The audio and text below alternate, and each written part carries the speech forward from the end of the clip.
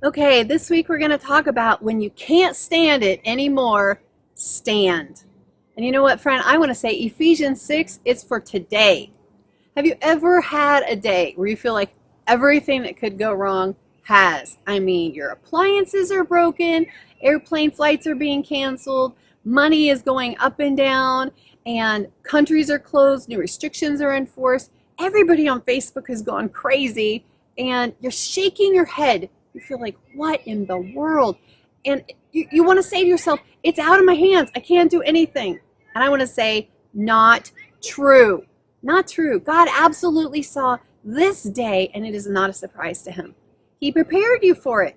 Do you think, no way, sister, I don't feel prepared. You are prepared. Let's look at Ephesians 6:10. It says, be strong in the Lord and in his mighty power. Put on all of God's armor, everything. The helmet, the shield of faith, the belt of truth, the shoes of peace. Put it all on. Your loins girded with truth. Put it all on. Because two things. Why? So that you can stand. All right? And there's two things he says. Our battle is not against flesh and blood. You may feel like this battle is against your spouse or your kids or your neighbor or the school district, but the battle is not against flesh and blood. That's the first thing. And the second thing, the Bible commands us to stand girded so that we can fight the good fight. In verse 11, it says, stand against the devil's schemes.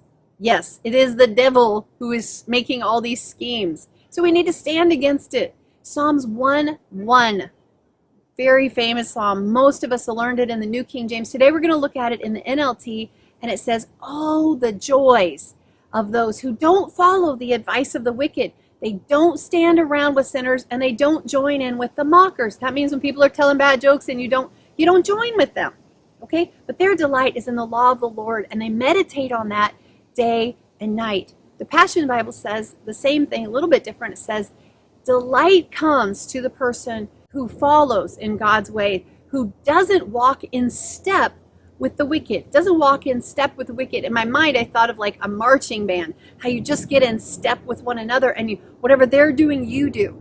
God says, don't get in step with the wicked.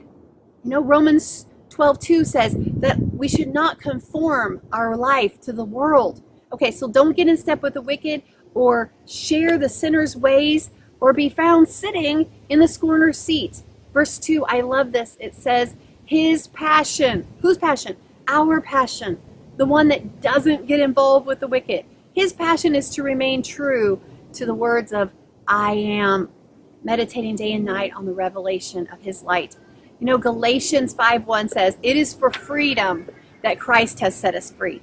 Jesus paid the price for us to be set free. And it says, so therefore, don't let yourself be burdened again with this yoke of slavery. Stand firm in him.